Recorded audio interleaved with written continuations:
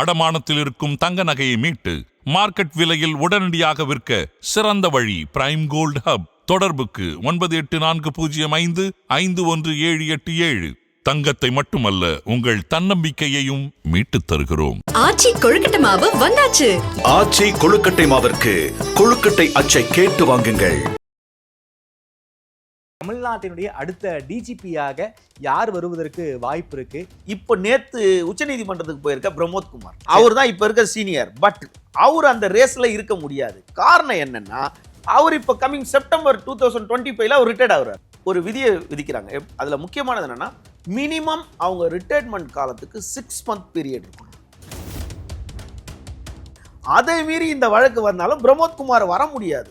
பிரமோத் குமார் கோவையில் நடந்த பாசி ஊழல்ல ஆல்ரெடி சிறை சென்று வந்தவர் என்ற ஒரு தகவல் இருக்கு. அதனால இதெல்லாம் லா அண்ட் ஆர்டர் டிஜிபிக்கு இந்த மாதிரி ஒரு பேக்லாக், அதாவது சஸ்பென்ஷன்ல இருந்திருக்க கூடாது, இப்படிலாம் ஒரு மார்க் இருக்குல்ல. ஆனா அவரு கோர்ட்டுக்கு போயிருக்காரு. என்ன வழக்கு போட்டாலும் பிரமோத் குமார் டிஜிபியா வர முடியாது. மோஸ்ட் சீனியர் இப்போ ஒரு ஆபீசர் இருக்காங்க அப்படின்னா, ஜெய்ப்பூர் ராஜஸ்தானை சேர்ந்த சீமா அகர்வால்.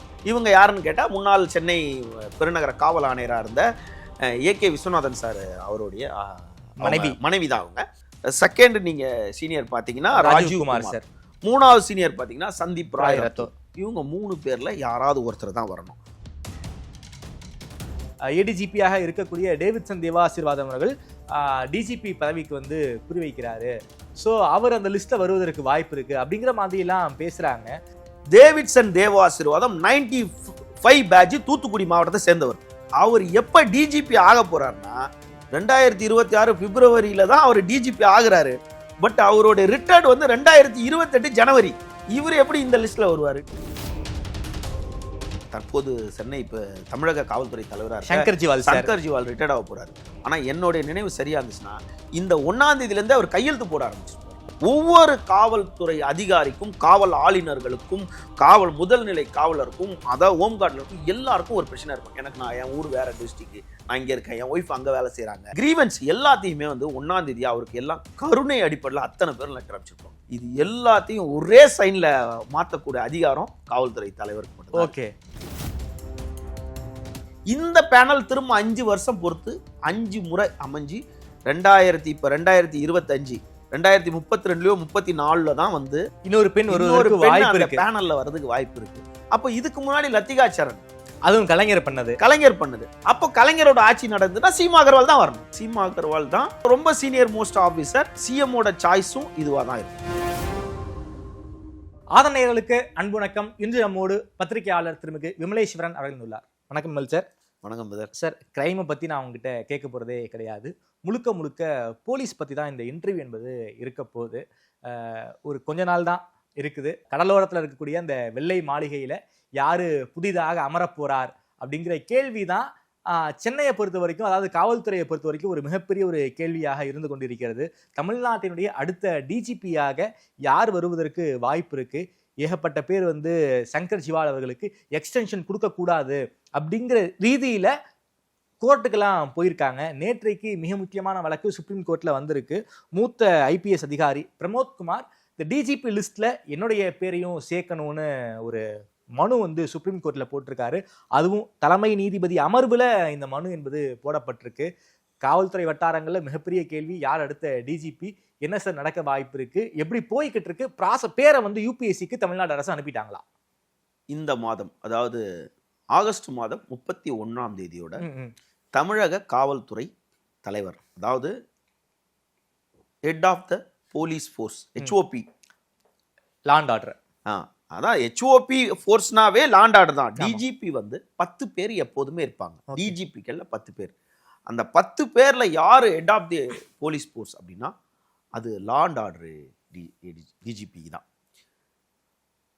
ஹெச்ஓபி 31ஆம் தேதி புதுசாக ஒரு வந்துதான் ஆகணும் அப்படின்னு பார்க்கும்போது, இப்போ நீங்கள் சொல்லும்போது யூபிஎஸ்சி யூனியன் பப்ளிக் சர்வீஸ் கமிஷனில் இவங்க ஒரு மாதம் முன்னாடி ஃபைல்லாம் கொடுக்கணும், ஃபைல் கொடுக்கல, அங்கே பேச்சுவார்த்தை வரல, சிஎம் ஆஃபீஸில் இல்லை, இப்படின்லாம் யார் சொல்லிக்கிட்டு இருக்கா அப்படின்னா, எப்போதும் டிஜிபி மாற்றங்கள் போது ஒவ்வொரு ஊடகத்தினரும் அவர்களுக்கு தெரிந்தவர்கள் தனக்கு தெரிந்தவர்கள் வரட்டும் அப்படின்னு ஒரு விசுவாசத்தின் அடிப்படையில் இவங்க என்னவோ ஒரு ஹோம் செக்ரட்டரி கையெழுத்து போட்டு, அதாவது மினிஸ்ட்ரி ஆஃப் அஃபேர்ஸ் இருக்கு பார்த்தீங்களா, அங்கே வந்து தற்போது உள்ள லா அண்ட் ஆர்டர் டிஜிபி, தற்போது உள்ள ஹோம் செக்ரட்டரி, தற்போது உள்ள சீஃப் செக்ரட்டரி, இவர்கள் மூவருமே வந்து முதல்வரோட ஆலோசனைக்கு பிறகு அவருடைய ஒப்புதலின் அடிப்படையில் இவங்க ஒரு ஃபைலை மூவ் பண்ணி இவங்க 3 பேர் அந்த ஃபைலை வந்து எடுத்துகிட்டு போவாங்க. எங்கே இந்த ஃபைலை வந்து ஒரு மீட்டிங் நடக்கும், யூபிஎஸ்சியில் அங்கே போயிட்டு ஒரு மீட்டிங் நடக்கும். இந்த 3 பேர் கம்பல்சரி போகணும். அது எந்த ஸ்டேட்டில் டிஜிபி மாற்றமாக இருந்தாலும் போகணும். அப்போ வந்து இந்த லா அண்ட் ஆர்டர் டிஜிபி இருக்கார் பார்த்தீங்களா, அவர் வந்து சொல்லுவார், இவங்க வந்தால் நல்லது, இந்த ஆப்ஷனில் இவங்க வந்தால் 2வது நல்லது, இவங்க வந்தால் நல்லாது. அப்போ அந்த ஹோம் டிபார்ட்மெண்ட்டில் என்ன பண்ணுவாங்க, பரிசீலனை பண்ணுவாங்க. இவங்க வந்து 10 டிஜிபி இருக்காங்க, அதில் சீனியாரிட்டி இப்படி இருக்காங்க. இதில் ஒரு முக்கியமான விஷயத்தை ஒரு தெரிஞ்சுக்கணும்னா, இதெல்லாம் 2006க்கு பிறகு தான் 2006க்கு பிறகு தான் காவல்துறை டிஜிபி வந்து மோஸ்ட் சீனியர் டிபார்ட்மெண்ட்ல அவர் தான் சீனியர், அவர் தான் ஹெட் ஆஃப் தி போலீஸ் ஃபோர்ஸ்ல வர முடியும். பட் அவருக்கு அதுக்கு சில நெறிமுறை ரெஸ்ட்ரிக்ஷன்லாம் கொண்டு வந்து கொடுத்துருந்தாங்க. இதெல்லாம் 2006ல் வந்து 7 டைரக்ஷன் கொடுக்குது. அதாவது உத்தரவுகள், ஒரு 7 உத்தரவுகளை வந்து உச்சநீதிமன்றம் பிறப்பிக்குது.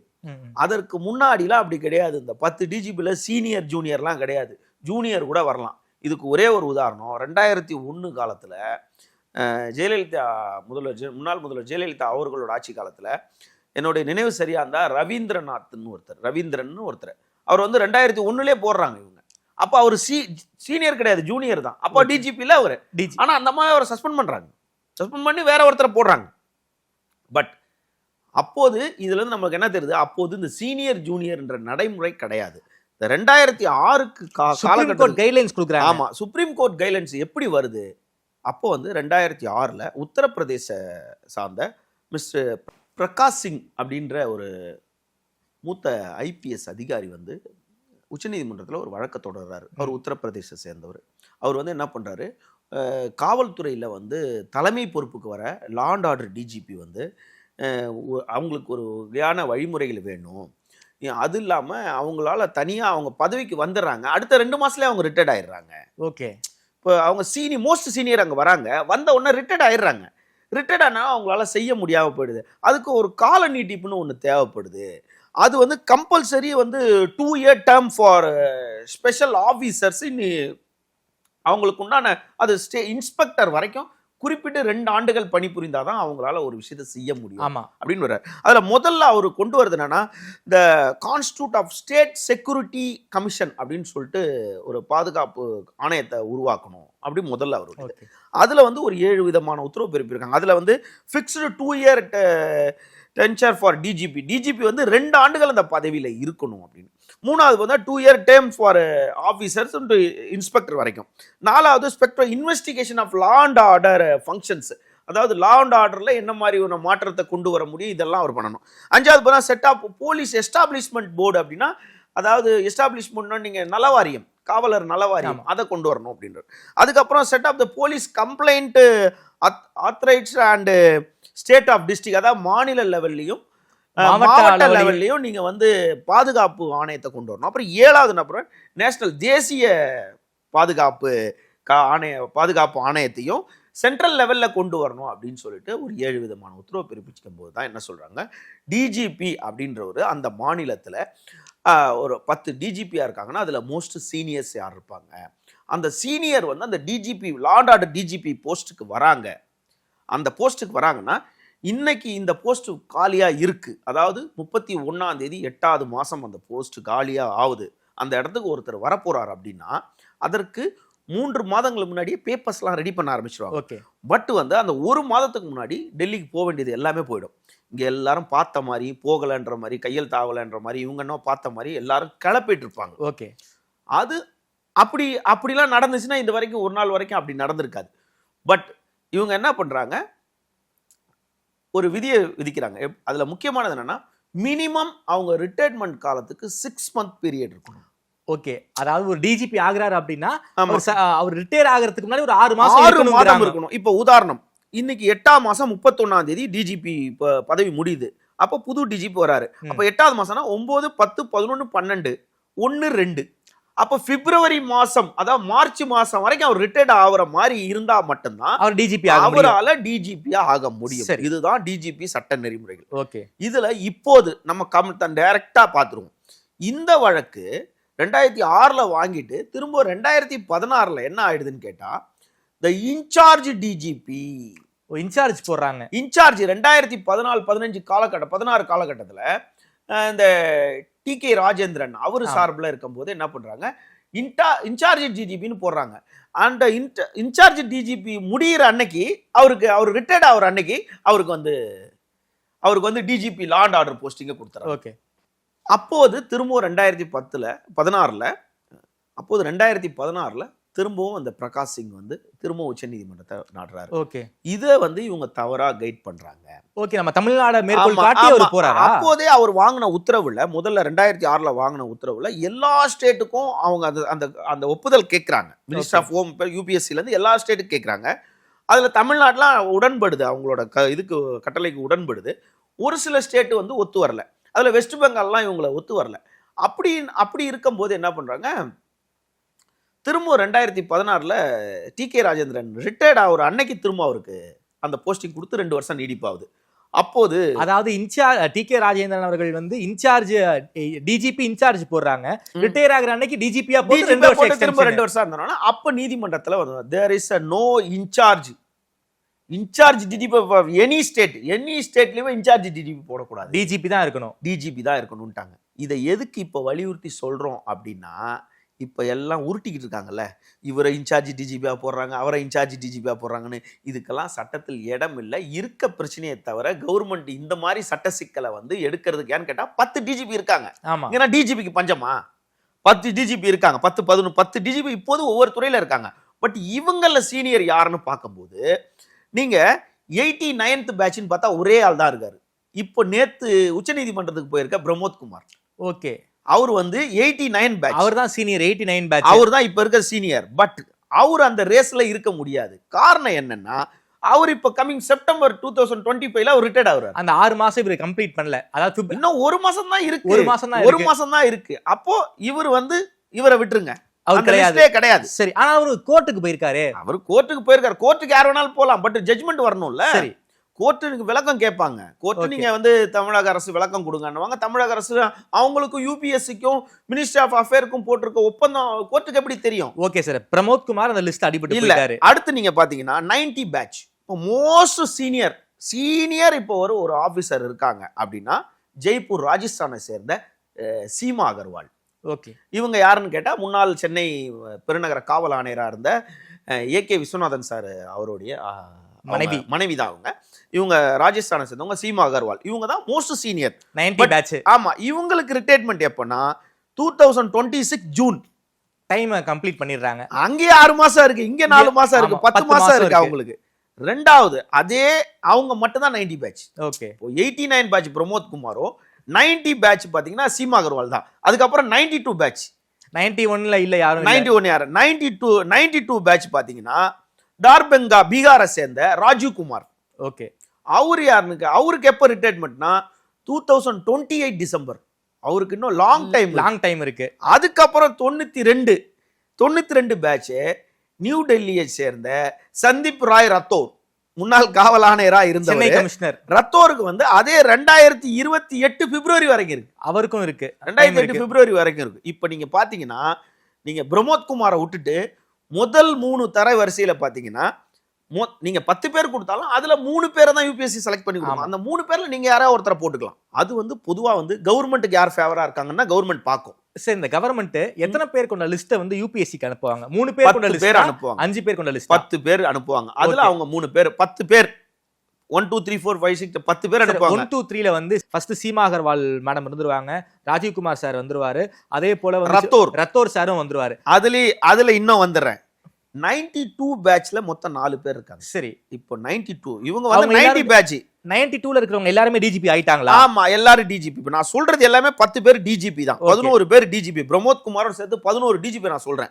ஓகேங்களா? இப்போ 10 பேர். அவர் 89 பிரமோத் குமார், 90 வந்து சீமா அகர்வால். அவ்வளவுதான், முடிஞ்சு போச்சு. 92 ராஜீவ் குமார், 92 வந்து சந்தீப் ராய் ரத்தோர், இன்னும் 3வது ஆள் பார்த்தீங்கன்னா நலகொண்டா டிஸ்ட்ரிக்ட் பீகாரை சேர்ந்தவங்க அபய்குமார் சிங்.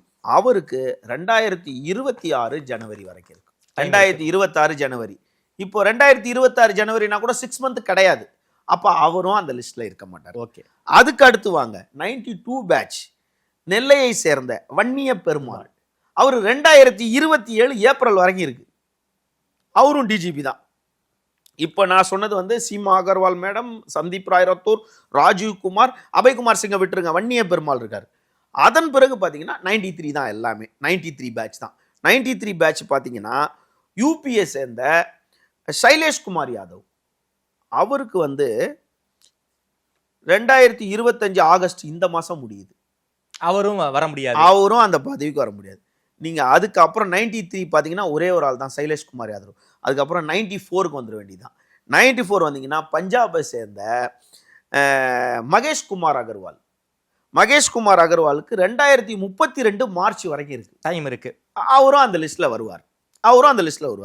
அடுத்து பார்த்தீங்கன்னா 94 பேட்ச் நாகப்பட்டினத்தை சேர்ந்த ஜி வெங்கட்ராமன். அவருக்கு 2028 மே வரைக்கும் இருக்கு.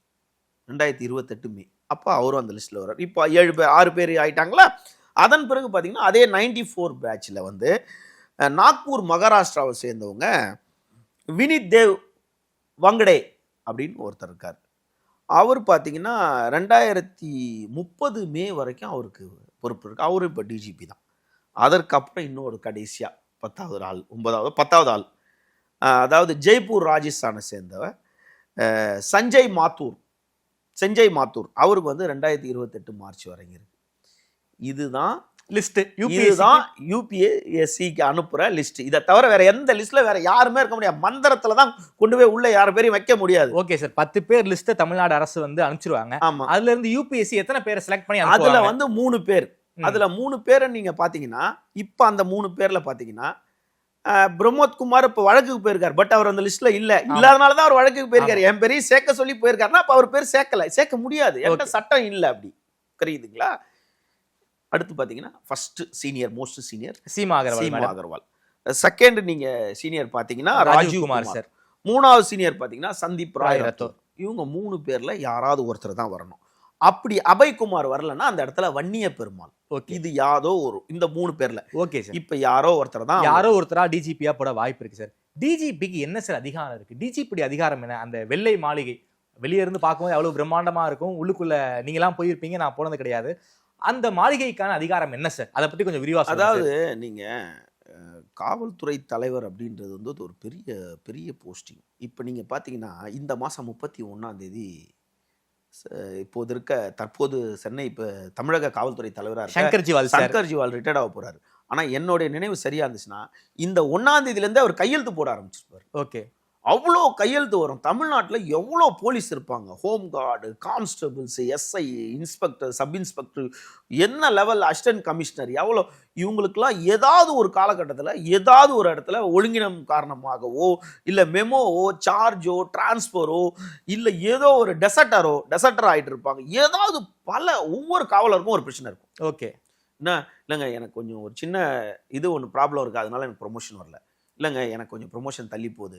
எனக்கு வந்து ஆல்ரெடி பார்த்தீங்கன்னா எனக்கு பழைய சம்பளம் தான் வந்துட்டுருக்கு. எனக்கு 3A இருக்குது, அந்த 3A ரிவோக்ட் ஆகல, 3B ஆகல, மெமோ இதுக்கெல்லாம் பெருசு வந்து ஹோம் டிபார்ட்மெண்ட். ஆனால் எனக்கு டிரான்ஸ்ஃபர் வேணும், என் ஒய்ஃப் அங்கே வேலை பார்க்குறாங்க, இல்லை எனக்கு வந்து ஒரு யூட்ரசல் பிரச்சனை இருக்குது லேடிஸு, என்னால் அந்த லாண்ட் ஆர்டரில் இருக்க முடியாது, என்னால் இதில் தான் இருக்க முடியும் அப்படின்னு சொல்லிட்டு ஒவ்வொரு காவல்துறை அதிகாரிக்கும், காவல் ஆளுநர்களுக்கும், காவல் முதல்நிலை காவலருக்கும், அதாவது ஹோம் கார்டில் இருக்கும், எல்லாருக்கும் ஒரு பிரச்சனை இருக்கும். எனக்கு நான் என் ஊர் வேற டிஸ்ட்ரிக்ட், நான் இங்கே இருக்கேன், என் ஒய்ஃப் அங்கே வேலை செய்கிறாங்க, என் குழந்தைய பார்த்துக்கணும். இது கிரீவன்ஸ் எல்லாத்தையுமே வந்து 1ஆம் தேதி அவருக்கு எல்லாம் கருணை அடிப்படையில் அத்தனை பேரும் லெட்டர் அனுப்பிச்சிருப்பாங்க. ஓகே.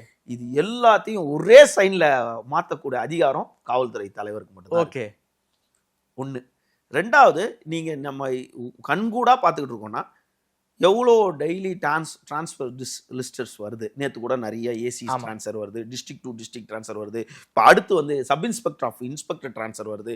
இதுக்கு முன்னாடி ஒரு 260 பேர் வந்துச்சு, அதுக்கு முன்னாடி 140 பேர் வந்து இந்த ஐபிஎஸ் ஆஃபீஸர். இப்போ அதுக்கு முன்னாடி வருண் வந்து இங்கே மாற்றினது. இது எல்லாமே பார்த்தீங்கன்னா ஹோம் டிபார்ட்மெண்ட் வந்து யாரை கன்சிடர் பண்ணணும்னா டிஜிபியை தான் consider. Okay. Home secretary DGP கூட கான்டாக்ட் வச்சுப்பாரு. இப்போ இதுக்கு கீழே ஏடிஜிபி அட்மின் இருக்கு, ஏடிஜிபி இன்டெலிஜென்ஸ் இருக்கு, ஏடிஜிபி லா அண்ட் ஆர்டர் இருக்கு. இப்போ ஏடிஜிபி அட்மின்ல இருக்க என்ன பண்ணுவாங்க, டிஜிபி சொல்ற இன்ஸ்ட்ரக்ஷனை அவங்க செய்வாங்க. அப்போ என்ன பண்ணுவாங்க, இந்த லிஸ்ட்லாம் டெல்லிக்கு யூபிஎஸ்சிக்கு போகுது இல்ல, ஆமா, இந்த லிஸ்ட்டை ப்ரிப்பேர் பண்ற ஒர்க்லாம் அவங்க பண்ணுவாங்க. அட்மின் பாப்பாங்க. ஆமா, அட்மின் பார்ப்பாங்க. இப்போ நீங்க உதாரணம் இதுக்கு எடுத்தீங்கன்னா, முன்னாள் தாம்பரம் காவல் ஆணையரா இருந்து ரிட்டையர்ட் ஆனார் ADGP sir, mister Ravi sir. ஆமா, அவர் ஏடிஜிபி அட்மினா இருக்கும்போது, அதுக்கு முன்னாடி இப்ப சங்கர் ஜிவால் வர லிஸ்ட்டை அவர் ஏடிஜிபி அட்மினா இருக்கும்போது அந்த லிஸ்ட்டை ப்ரிப்பேர் பண்ணி நான் அனுப்பியிருக்கேன். ஓகே, ரவி சார் தான் அமைச்சிருக்காரு அந்த லிஸ்ட்டை. அப்போ அந்த ஏடிஜிபி அட்மினா இருக்கவங்க அது ஒர்க் இருக்கும். ரெண்டாவது நீங்க டிஜிபியால டைரக்டா ஒரு விஷயத்தை பார்க்க முடியாது. அப்போ ஏடிஜிபி லா அண்ட் ஆர்டர் அவங்க போய் பார்ப்பாங்க. ஓகே, இல்ல அட்மினை போய் பார்ப்பாங்க. ஆஃபீஸ் கிரவுண்ட்ஸ் இந்த இடத்துல டிரான்ஸ்ஃபர் வேணும், ஆஃபீஸ் லெட்டர் இந்த டிரான்ஸ்ஃபர் வேணும். அதனால அதாவது எல்லாத்துக்கும் மேல ஒரு பெரிய ஒரு பொறுப்பு காவல்துறையில. அதாவது ஒரே வார்த்தையில டிஜிபியோட பொறுப்பை நம்ம சொல்லிட முடியாது. அது எது நடந்தாலும் டிஜிபி தான். முதல்வருடன் நேரடியா காவல்துறை சம்பந்தமான அனைத்து விஷயங்களும் பேசக்கூடியவர். ஐஜி இன்டெலிஜென்ஸ் கூட இருப்பாங்க. ஐஜி இன்டெலிஜென்ஸ் என்ன தகவல்னு சொல்லுவாங்க. பட் அவங்க யாருக்கு கீழே இருக்காங்க, காவல்துறை தலைவருக்கு கீழே தான் இருக்காங்க. ஓகே, பட் நேரடியா காவல்துறை தலைவர்கிட்ட தான் முதல்வர் காவல்துறை தலைவர்கிட்ட தான் பேச முடியும். என்ன அடுத்து என்ன வருது, இந்த ஆபீசர் மேல என்ன பிரச்சனை, அவங்கள அங்க டிரான்ஸ்ஃபர் பண்ணலாம், அங்க என்ன லா அண்ட் ஆர்டர் இஷ்யூ ஆயிடுச்சு, இந்த கோயில்ல என்ன பிரச்சனை நடக்குது, இங்க மதுரையில என்ன பிரச்சனை நடக்குது, இந்த பக்கம் திருவள்ளூர்ல என்ன பிரச்சனை நடக்குது, இங்க ஏன் அந்த அதிகாரி பேர்ல இப்படி, அனைத்து இதுக்குமே சென்னைக்குள்ள எது நடந்தாலும் நம்ம என்ன பண்றோம், சென்னை பெருநகர காவல் ஆணையர். Okay, commissioner. ஆமா, முன்னாடி சென்னை பெருநகர காவல் ஆணையர் ஐஜி லெவல்ல இருக்கவங்களே காவல் ஆணையரா இருந்தாங்க. எப்போ மெட்ரோபாலிட்டன் சிட்டியா உருவாயிடுச்சு, கிரேட்டர் சென்னையா உருவானதுக்கு பிறகு ஏடிஜிபி தான் கமிஷனர் லெவல்ல, கிரேட்டர் சென்னை இப்ப மதுரை கூட பாத்தீங்கன்னா ஏடிஜிபி அந்த லெவல்ல இருக்கவங்க தான் வராங்க. சென்னைக்குள்ள எது நடந்தாலும் எப்படி கமிஷனர் பொறுப்பு, அதையும் மீறி கமிஷனர் யாரு கேள்வி கேட்பாங்க, டிஜிபி தான் கேள்வி. ஓகே, சென்னை கமிஷனரே டிஜிபிக்கு கட்டுப்பட்டவர் தான் கேட்க முடியும். அப்போ டிஜிபி ஒரு சுருக்கமா அவரோட வேலையை சொல்லிட முடியாது.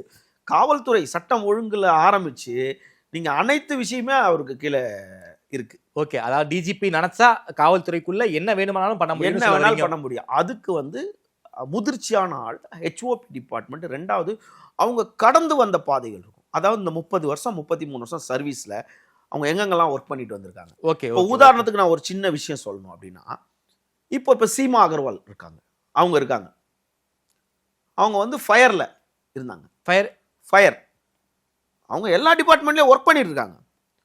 பட் இந்த ஃபயரை நம்ம பின்னோக்கி பார்த்தோம்னா, காவல்துறை தீயணைப்புத்துறையில பல குளறுபடிகள் இருந்துச்சு.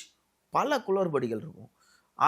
அது இதுன்னு எல்லாம் இருக்கும். தீபாவளி லைசென்ஸ்லாம் ஏராளமான அது இல்லாம பில்டிங் நீங்க 3 அடுக்குக்கு மேல 5 அடுக்கெல்லாம் பில்டிங் வாங்கணும்னா நீங்க ஃபயர்ல தான் வாங்கி ஆகணும். அது என்ன தியேட்டரா இருந்தாலும், ஏதோ மாலா இருந்தாலும், இதா இருந்தாலும், எதா இருந்தாலும் என்ஓசி அவங்க கிட்ட தான் எல்லா பிரச்சனையும், அதாவது கம்ப்ளீஷன் சர்டிபிகேட்ல இருந்து பல பிரச்சனைகள் இருக்கு.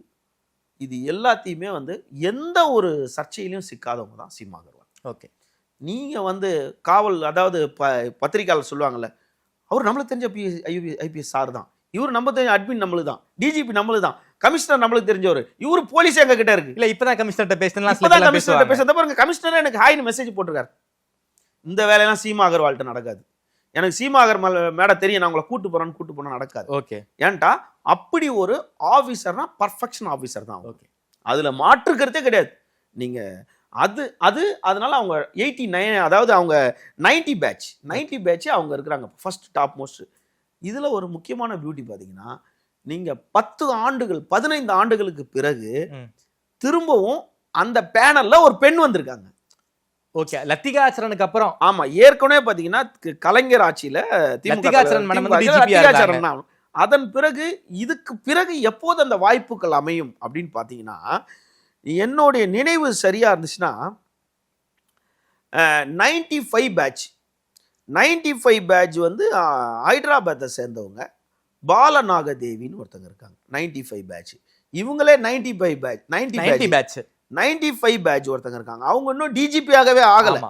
அவங்க டிஜிபியா ஆனாங்கன்னா, பட் இவங்களுக்கு 6 மந்த் டைம் இருந்துச்சுன்னா, அவங்க நெக்ஸ்ட் ஒரு 4 to இன்னொரு 3 டிஜிபி 3 சர்க்கிள் முடிஞ்சோன்னா 4வது சர்க்கிள்ல இந்த பாலநாகதேவி அவங்க வரலாம். அதுக்கு நடுவில் அவங்க கேடர் எதுவும் மாறாம இருக்கணும். ஓகே, மத்திய அரசு பணிக்கு எதுக்கோ போகணும். அப்படி இருந்தாங்கன்னா அவங்க அந்த பேனலா. பட் லத்திகா சரணுக்கு பிறகு அந்த பேனல்ல சீமா அகர்வால் வந்து ரொம்ப நாளுக்கு பிறகு ஆட்டோமேட்டிக்கா வந்திருக்கு இந்த பேனல் வந்து திரும்ப. இந்த டிஜிபி தேர்வை பொறுத்த வரைக்கும் பல பத்திரிகையாளர்கள் தங்களுடைய கற்பனைக்கெல்லாம் வந்து ரெக்க கட்டி பறக்க விட்டுருக்காங்க. அதுல ஒரு விஷயம் சார், ஏடிஜிபியாக இருக்கக்கூடிய டேவிட்சன் தேவா ஆசீர்வாதம் அவர்கள் டிஜிபி பதவிக்கு வந்து குறிவைக்கிறாரு. ஸோ அவர் அந்த லிஸ்ட்ல வருவதற்கு வாய்ப்பு இருக்கு அப்படிங்கிற மாதிரி எல்லாம் பேசுறாங்க. நீங்க சொன்னீங்க டிஜிபி யாரெல்லாம் டிஜிபியா இருக்காங்களோ அவங்க பேர் மட்டும்தான் தமிழ்நாடு அரசாங்கம் யூபிஎஸ்சிக்கு அனுப்புவாங்கன்னு சொன்னீங்க. அப்படி இருக்கக்கூடிய சூழல்ல ஏடிஜிபியாக இருக்கக்கூடிய டேவிட்சன் தேவா ஆசீர்வாதம் அவர்களுடைய பேர் வந்து அந்த லிஸ்ட்ல வருவதற்கு வாய்ப்பு இருக்கு நிறைய பேர் சொல்றாங்க. எப்படி சார் பேசுறாங்க? குறிப்பாக டேவிட்சன் தேவா ஆசீர்வாதம் அவருடைய பேர் வந்து அந்த லிஸ்ட்ல வருவதற்கு வாய்ப்பு இருக்கா? ஒரே ஒரு சின்ன விஷயம் சொல்லிடுறேன். 2021ஆம் ஆண்டு அக்டோபர் நவம்பர் எண்டு டிசம்பர் காலகட்டத்தில் நான் வந்து அவரு இந்த அரசு அமைஞ்ச உடனே இன்டெலிஜென்ஸா இருக்காரு, இன்டெலிஜென்ஸா இருக்காரு. அப்போ டிஜிபி அலுவலகத்துக்கு நாங்கள் ஒரு 6 பேர் போய் அவரை பார்க்க போறோம். அவர் எடுத்த உடனே என்ன எதுக்கு பார்க்க வந்தீங்க அப்படின்னு கேட்டார். அப்போ சொன்னா இல்லைங்கய்யா அந்த மாதிரி கோரிக்கைன்னா உடனே ஒரு பென்சில் எடுத்து நான் கொடுத்த எல்லாத்தையுமே குறிச்சிக்கிட்டாரு, எல்லா டீட்டெயிலுமே குறிச்சிக்கிட்டாரு. குறிச்சிட்டு நான் சொன்னேன், ஐயா சென்னை சிட்டி கமிஷனராக வரப்போறீங்கன்ட்டு எல்லாரும் சொல்றாங்க, அதுக்கு என்னோட முதல் வாழ்த்துக்களை தெரிவிச்சுக்கிறேன். அவர் சொன்னார் நான்லாம் வரமாட்டேன் அப்படின்ட்டார். ஆனா இங்க உருட்டுனானுங்க தெரியுமா. அடுத்து டேவிட்சன் தேவாசிரம் ஒரே ஒரு விஷயம், இது அவருக்கே தெரிஞ்சாலும் எனக்கு ஒன்றும் பிரச்சனை கிடையாது, பயமும் கிடையாது. டேவிட்சன் தேவாசீர்வாதம் 95 பேட்ச் தூத்துக்குடி மாவட்டத்தை சேர்ந்தவர். ஓகேங்களா. அவர் எப்ப டிஜிபி ஆக போறாருன்னா 2026 பிப்ரவரி மாசம் தான் டிஜிபி ஆக போறார். இன்னும் டிஜிபி ஆகல. இவங்க கதை எப்படி கொண்டு வராங்க, அது வரைக்கும் இன்சார்ஜ் போட்டுட்டு அதுக்கப்புறம் அவர் அப்ப இந்த 10 பேர் சும்மா இருப்பாங்களா? லிஸ்ட்ல இல்லாதவரே கோர்ட்டுக்கு போயிருக்காரு. அத டேவிட்சன் தேவாசீர்வாதமும் விரும்பல. நல்லா புரிஞ்சுங்க, இது இவனுங்க கதை. 2026 பிப்ரவரியில தான் அவர் டிஜிபி ஆகுறாரு. பட் அவருடைய ரிட்டையர்ட் வந்து 2028 ஜனவரி. இவர் எப்படி இந்த லிஸ்ட்ல வருவாரு? இன்னும் டிஜிபி ஆகல. அவரு கூட இருக்கவரு அதே அவருடைய பேட்ச்ல இன்னும் 2 பேர் இருக்காங்க. அதுதான் சந்தீப் மிட்டல்னு சொல்லிட்டு ஒருத்தர், டெல்லிக்காரர் ஒருத்தர் இருக்காரு. டேவிட்சன் தேவாசீர்வாதம், சந்தீப் மிட்டல், அதற்கு பிறகு பாலநாக தேவின்னு சொல்லிட்டு. இதுல ஒரு உண்மையான ஒரு விஷயம் என்னன்னா, இப்போ 2028 ஜனவரியில அவருடைய பதவி காலம் முடியுது. யாரு? டேவிட்சன் தேவாசீர்வாதம் பதவி காலம் முடியுது. பட் இப்போது செப்டம்பர்ல ஒரு புது டிஜிபி வராரு 1ஆம் தேதி. 2027 செப்டம்பர்ல அந்த டிஜிபி ரிட்டையர்ட் ஆயிடுவாரு. கரெக்டா? ஆகஸ்ட் ரிட்டையர்ட் ஆயிடுவாரு. அப்ப செப்டம்பர், அக்டோபர், நவம்பர், டிசம்பர், ஜனவரி மாசம் ரிட்டையர்ட் ஆக போற 2028 டிசம்பர் ரிட்டையர்ட் ஆக போற டேவிட்சன் தேவாசீர்வாதத்துக்கு 6 மாசமே இருக்காது, 5 மாசம் தான் இருக்கும். அப்பயும் அந்த பேனல்ல அவர் இருப்பாரான்றது டவுட் தான். ஓகே, புரியுதா உங்களுக்கு? செகண்ட் பேனல்ல கூட அவருக்கு 5 மந்த் தான் இருக்கு. அது நம்மளுக்கு அக்யூரேட்டா நம்மளுக்கு ஓரளவுக்கு ப்ரிப்பேர் பண்ணி தெரிஞ்சு கொண்டு ஆய்வு செய்து ஆதாரப்பூர்வமா சொல்றோம். Okay okay okay. பட் அவரே அதை விரும்ப மாட்டார். இவங்க தான் அதை அதாவது பண்றாங்க, இவங்க ஃபிக்ஸ் பண்ணிடுறாங்க. ஒருத்தர் அதுக்கு முன்னாடி ஒருத்தர் ஒரு 3 வாரம் முன்னாடி 31ஆம் தேதி சங்கர் ஜிவால் ரிசைன் பண்றாருன்னாரு. அப்புறம் 2 வாரம் பொறுத்து என்னங்க நீங்க ரிசைன் பண்ணீங்க, சொல்ல அவர் ரிசைனே பண்ணலன்னு. இல்ல நான் சொன்னது வந்து ரிசைன் பண்ண கூடாதுன்றதுக்கு தான் இப்படி சொன்னேன். ஈயம் பூசின மாதிரியும் ஈயம் பூசாத மாதிரியும் சொல்லிட்டு அதுல அடுத்த பேனல்ல, அடுத்த டிஜிபி பேனல்ல நிச்சயமாக வந்து ராஜீவ் குமாரும் இருப்பாரு. ஓகே. ஆனா அவருக்கு 3 மாசம் தான் டைம் இருக்கும். சந்தீப் ராய் ரத்தோர் அவரும் இருப்பாரு. அவருக்கு அந்த டைம்ல 6 மாசம் டைம் இருக்கும். ஓகே. அடுத்த பேனல்ல, அடுத்த டிஜிபி பேனல் நெக்ஸ்ட் 2028ல சந்தீப் ராய் ரத்தோர் இருப்பார். அப்ப அவருக்கு கரெக்டா 6 மந்த் இருக்கும்.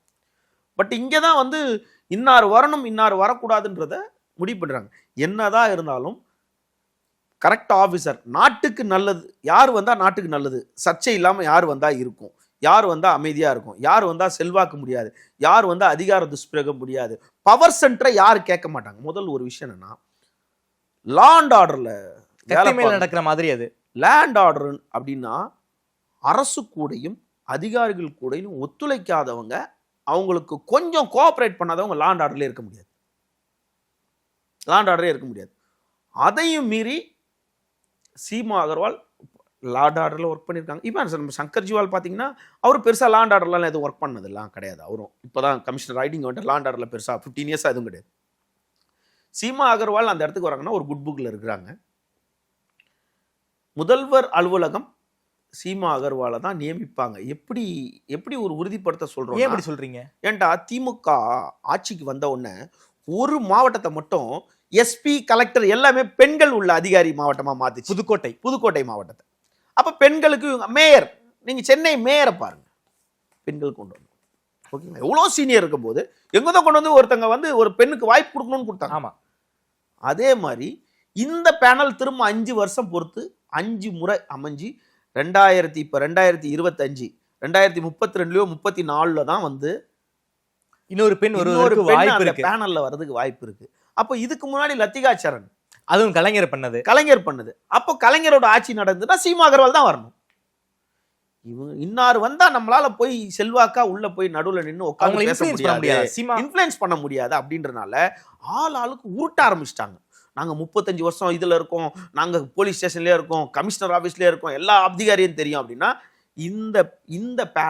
இந்த பேனலை மாற்ற முடியாது. இதுல இன்னொரு விஷயம் சொல்றேன். இப்போ பிரமோத் குமார் நேத்து உச்சநீதிமன்றத்தில் வழக்கு தொடுத்திருக்காரு, தாக்கல் செய்திருக்காரு.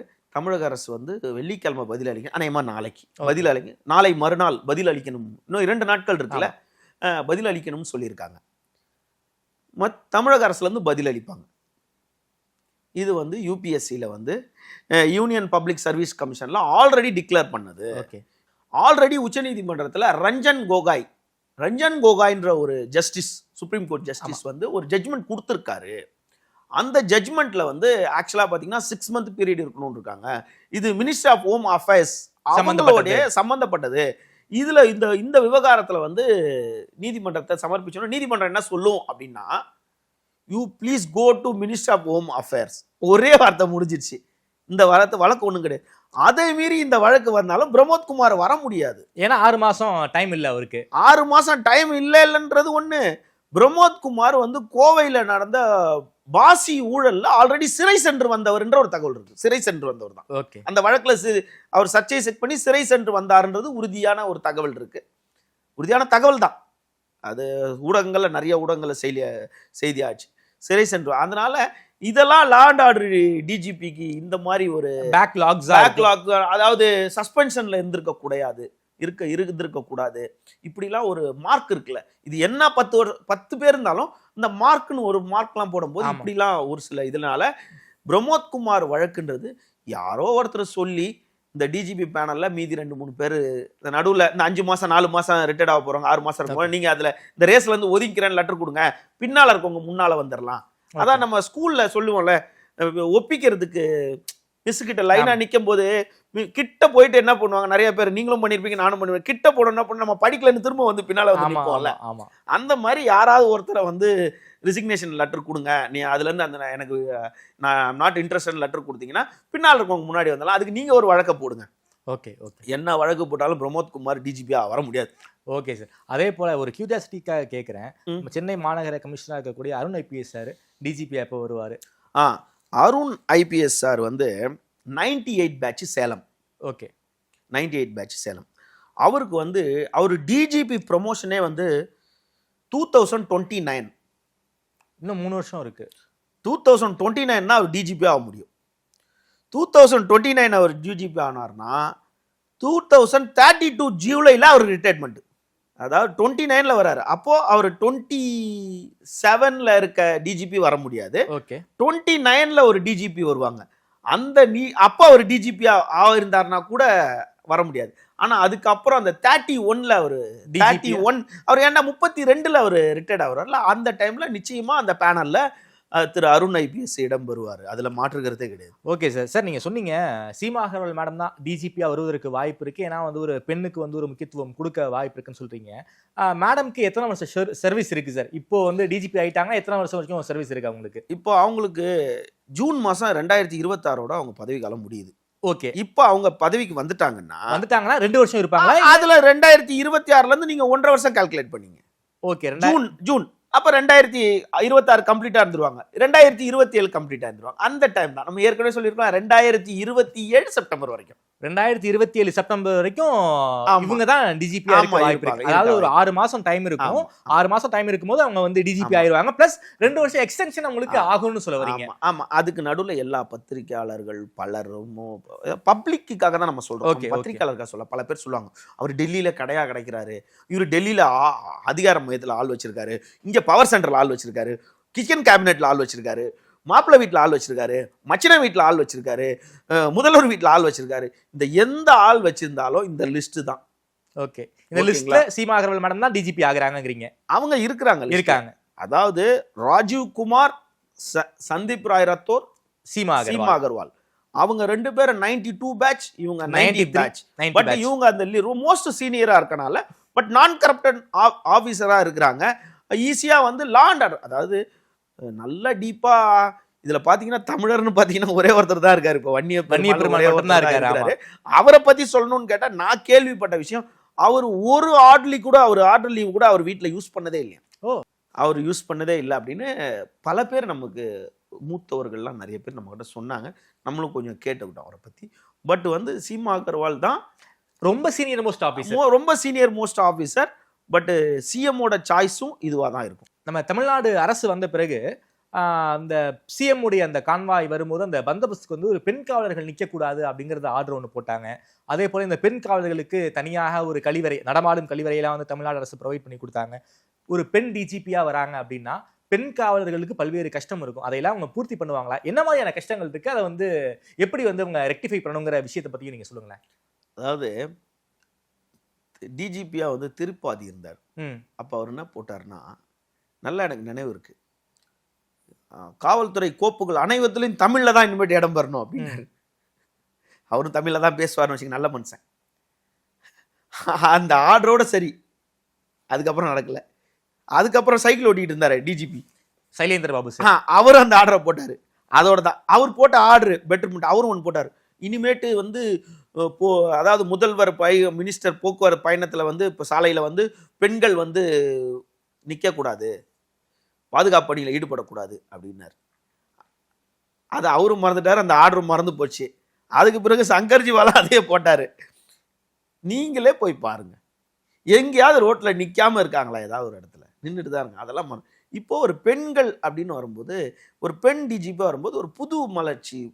அதாவது பெண் மகளிர் காவல் நிலையத்தை கொண்டு வந்தாங்க. இன்னைக்கு சரிசமமா இருக்கிறாங்க மகளிர்கள்.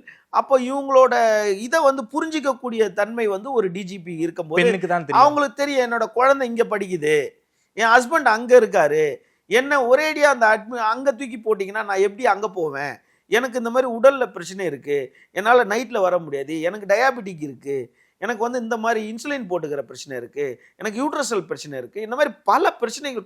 அதாவது காவல்துறையில் இருக்க பெண்களுக்கு வந்து பல பேர் வந்து நீங்க பாத்தீங்கன்னா அவங்களோட பேக்ல அவங்க கம்பல்சரி மாத்திரை இல்லாம நிறைய பேர் இல்லை. அப்போ அவங்களுக்குலாம் என்ன மாதிரி இலகுவான பணியை கொடுக்கணும் அப்படின்றத ஒரு பெண்ணால அவங்களால புரிஞ்சுக்க முடியும். ஒரு விதமான கொஞ்சமாவது மாற்றத்தை பெண்கள் காவல்துறை சம்பந்தமா அவங்க கொண்டு வருவாங்கன்ற ஒரு நம்பிக்கை இருக்கு. அதை வந்து சீமா அகர்வால் காப்பாத்துறாங்களா இல்ல வழக்கமான அதே டிஜிபியா இருக்காங்களான்னு அவங்களோட நடைமுறையில தான் கண்டுகொள்ளும். ஓகே சார், நன்றி சார். குறிப்பாக வந்து ஒரு பெண் காவல்துறை தலைமைக்கு, அதாவது டிஜிபியா வந்தாங்கன்னா ஒரு பல்வேறு மாற்றங்கள் வரும், பெண் காவலர்கள் சார்ந்த பல்வேறு மறுமலர்ச்சிகள் ஏற்பட வாய்ப்பு இருக்குன்னு சொல்றீங்க. என்ன நடக்க போது, யார் அந்த லிஸ்ட்ல இருக்க போறாங்கன்னு நமக்கு தெரியாது, சிஎம் யாரை வந்து சூஸ் பண்ண போறாங்கன்னு தெரியாது. ஒரு சிஎம் ஆஃபீஸுடைய முடிவு தான். ஒருவேளை ஒரு பெண் டிஜிபியா வந்திருந்தாங்க அப்படின்னா தமிழ்நாட்டுடைய சமூக நீதி வரலாற்றில் அது ஒரு மைல்கல். கலைஞர் ஆட்சியில லத்திகா சரண் மேடம் டிஜிபி ஆன மாதிரி ஸ்டாலின் அவருடைய ஆட்சியில ஒரு சீமா அகர்வால் ஒரு பெண் வந்து டிஜிபி ஆனாங்க என்பது அந்த ஆட்சிக்கு அவங்களுடைய மைல்கல் தான். இந்த டிஜிபி தேர்வு முறை பற்றி பல்வேறு விஷயங்களை வந்து ரொம்ப விரிவா பேசியிருக்கீங்க. பலரும் தங்களுடைய கற்பனைகளுக்கு ரெக்கை கட்டி பறக்க விட்டுட்டு இருந்தாங்க. அதையெல்லாம் இல்லை, ஒண்ணுமே இல்லை, சுக்குநூறா உடைச்சிருக்கீங்க. நேரில் நேரம் கொடுத்து பேசியமைக்கு நன்றி மல் சார். மிக்க நன்றி.